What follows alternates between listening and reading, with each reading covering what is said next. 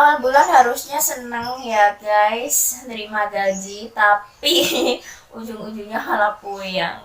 Siapa di sini yang sama ngerasain seperti itu? Hmm? Kamu ya.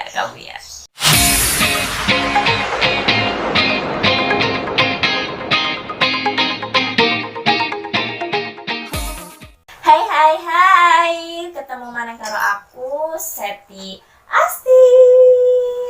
Semangat. Sebelumnya aku mau ucapin Happy New Year walaupun telat, soalnya wis pertengahan bulan. It's okay, nggak apa-apa ya guys. Karena banyak sekali pekerjaan yang harus aku selesaikan, jadi aku nggak bisa buat konten untuk kalian gitu. Dan aku berterima kasih banget buat tahun 2021 karena di tahun 2021 banyak banget pengalaman secara emosional, spiritual, sosial itu yang aku dapat. Dan aku berharap mudah-mudahan di tahun 2022 ini akan menjadi orang yang lebih baik lagi, menjadi orang yang mudah untuk belajar, mudah untuk bergaul, dan mudah untuk upgrade diri. Oke, dan tentunya di tahun 2022 ini aku berharap aku bisa konsisten buat konten YouTube untuk kalian semua. Kalian sering ngerasa nggak sih ya? Jadi dari pengalaman aku dan juga pengalaman teman-teman aku yang kadang sering cerita juga sama aku, kalau di pertengahan bulan itu udah kayaknya udah mentok gitu lah ya, gaji kita kemana? Uang kita tuh habis karena di awal bulan udah kemakan egonya kita gitu, udah kemakan keinginan yang tidak relate dengan kebutuhan kita, karena tagihan Shopee mengatur keuangan kalian biar di pertengahan bulan itu kita masih pegang uang yang masuk di akal lah ya, dan sesuai dengan kebutuhan kita, biar nanti di pertengahan bulan itu kita nggak bingung-bingung pinjam lagi, akhirnya pinjam utang, dan bulan depan akhirnya habis lagi di awal bulan gitu ya. Biar tidak seperti itu, aku mau nunjukin beberapa tips di video berikutnya. No skip. Oke, tips aku yang pertama untuk ngatur keuangan yaitu kamu harus sering atau harus mau menulis list pengeluaran. Jadi budgeting lah ya istilahnya. Ini kan udah pertengahan bulan ya. Biasanya aku di akhir bulan itu aku nulis budget aku di bulan Februari. Kira-kira di bulan Februari itu ada keperluan apa sih yang harus aku lunasin gitu ya. Misalkan bulan Februari itu ada bayar pajak sepeda motor, kalau nggak gitu ada bayar tagihan rumah atau dan lain sebagainya gitu.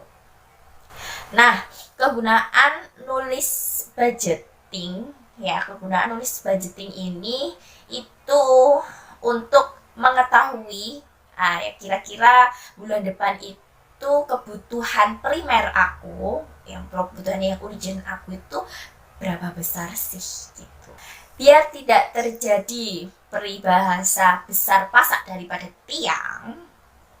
Di dalam budgeting itu ya aku menggunakan konsep 50-30-20. Konsep itu sepertinya sudah banyak sekali ya yang orang ngerti. So mungkin di antara kalian ada yang sudah pakai konsep itu atau ada yang improve konsep itu.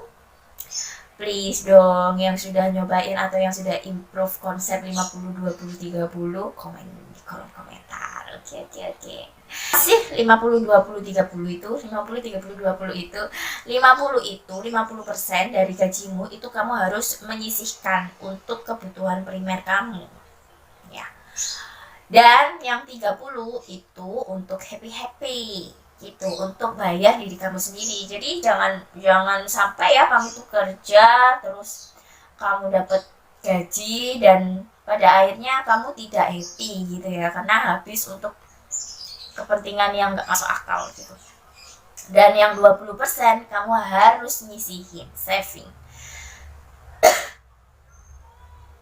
Nah, kalau aku sendiri itu dari 20% gaji aku itu langsung aku shift, langsung aku potong dan gak aku gunain begitu ya. Misalkan aku nanti di having 30% nya itu aku mau habisin atau mau nyisahin, it's okay, nggak masalah, karena aku di awal aku dapat gaji itu aku sudah nyisihin uang aku, 20% dari uang aku itu sudah aku sisihkan untuk dana darurat aku begitu.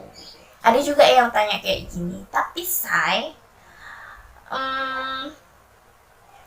aku kan banyak utang say, aku nggak bisa nabung. Oke, kalau kamu nggak bisa nabung, ya berarti dana 20%mu itu kamu alokasikan untuk nyaur utang dulu, untuk bayar utang dulu gitu ya guys. Jadi bagaimanapun itu utang itu harus dilunasin gitu, jangan sampai utang itu dibawa mati. Ih, mereka ya kan. Jadi kalau memang kamu nggak bisa lunasin itu ya kamu harus kalau kamu nggak bisa nabung, maksudnya ya nggak bisa ngisi 20% kamu itu untuk nabung, ya udah 20% itu buat nuntasi dulu utang-utang yang kamu punya. Nah, setelah kamu udah bebas utang nih ya, baru kamu bangun 20%mu untuk masa depanmu gitu. Tips yang ketiga, setelah budgeting, setelah nulis, setelah memilah-milah 50, 20, 30, kamu harus segera memisah-misahkan uang kamu. Jangan sampai ya kamu udah nulis, udah sesuai nih sama konsep 50, 30, 20, tapi kamu gak segera kamu pilah-pilah. Berantakan banget guys, soalnya aku pernah seperti itu. Ini dari pengalaman pribadi aku ya.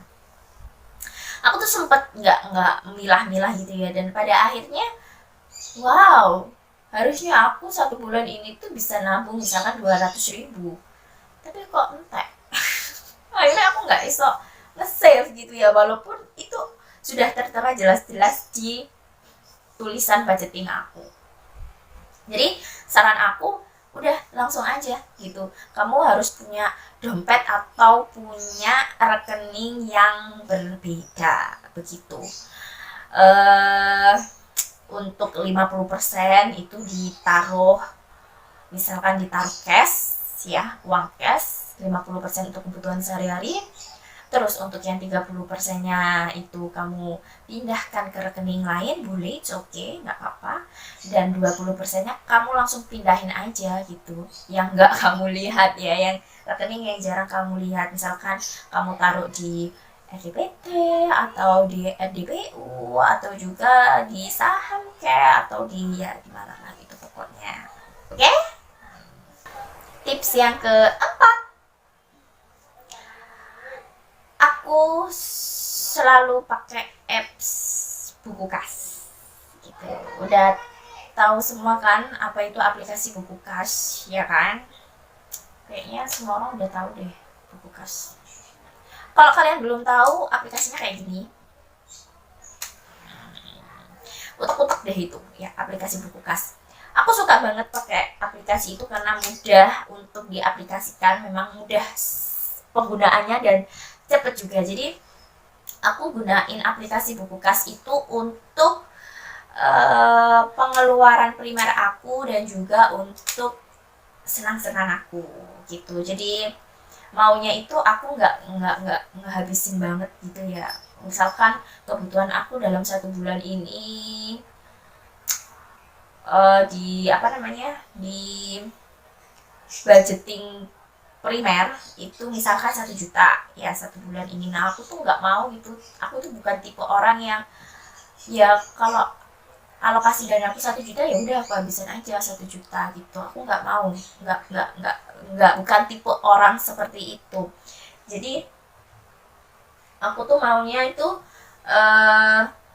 ada sisa, tetap ada sisa walaupun itu cuma 20.000 atau 10.000 atau 5.000 gitu, yang nantinya akan aku sodakohkan di masjid atau di orang-orang ya yang memang membutuhkan gitu. Kadang kita kan juga di pertengahan jalan itu ada keperluan yang urgent banget gitu ya, kayak misalkan ya kayak nikahan gitu kan dadak, kita kan gak mungkin undangan itu tuh datang 1 bulan sebelumnya ya kan, pasti kan 1 minggu, kalau nggak gitu 3 hari sebelum acara kan kita dikasih. Nah itu kan uang-uang yang nggak masuk di list budgeting kan gitu. Jadi aku tetap aja nulis itu pengeluaran itu biar wah kira-kira gimana gitu, buat untuk evaluasi ke bulan-bulan berikutnya seperti itu. Jadi menurut aku penting banget buat buat download aplikasi buku kas, biar kita tahu gitu loh, uang kita itu yang nggak pasan mata itu tiba-tiba keluar akhirnya kok entek ngono ya, duit jajan kok kayak apa kurang jajan aku kurang me time sama teman-teman tapi udah habis gitu ya. Nah itu aku tahu gitu keperluan keluarnya aku itu sebetulnya boncosnya ada di mana gitu, jajannya kayak atau keperluan yang mendadak itu atau yang lainnya whatever itu. Oke? Cobain aplikasi buku kas. Tips yang kelima. Nah, tips yang kelima ini menjaga egomu guys. Gitu. Apa sih maksudnya menjaga egomu? Jadi biasanya di umur 20 tahunan nih ya, kayak aku nih. Di umur 20 tahunan kalau nggak gitu di ya umur-umur sweet 17 lah ya. Itu tuh biasanya emosi dasarmu yang berupa ego untuk aku pengen banget barang ini tas iki, aku pengen banget sepatu iki, aku pengen banget aslinya ini kayak model tak sengapi ngono ya, itu tuh kamu nggak bisa nahan gitu loh. Terus pokoknya caranya bulan iki aku harus segera menyisihkan uangku untuk beli keinginanku itu. Nah itu yang harus kamu kontrol guys, intinya intinya di video ini tuh di situ kamu harus bisa kontrol keinginanmu gitu, dan kamu juga harus sadar bahwa keinginanmu itu harus lebih kecil daripada kebutuhanmu gitu guys. Oke, mengerti? Oke, ya udah sampai sini dulu aja video aku. Ada pepatah yang bilang segera bertindak daripada banyak mendengar. Jadi buat kalian yang belum tahu ya atau yang masih bingung gimana sih cara aku ngatur uang, segera praktekin tips-tips aku, langkah-langkah aku, cara-cara aku di video ini, dan komen di kolom komentar kira-kira dari beberapa cara aku itu mana sih yang relate dengan kehidupanmu, mana sih yang kira-kira bisa kamu aplikasikan gitu ya. Jadi kalau mau berubah itu jangan langsung drastis gitu loh guys, kamu bisa berawal dari misalkan nulis dulu lah katakanlah, kalau nggak gitu misalkan coba untuk belajar memisah-misahkan uang, atau coba belajar dari diri sendiri. Bisa nggak ya aku mengontrol emosi keinginanku gitu. Jadi nggak harus semuanya itu ya kamu pelajari, tapi salah satu aja nggak apa-apa, yang penting konsisten. Kira-kira kamu mau cobain tips yang mana nih? Komen di kolom komentar ya, oke? Dan jangan lupa share juga ke teman-temanmu jika videoku ini bermanfaat untuk kalian semua. And see you next video, bye bye.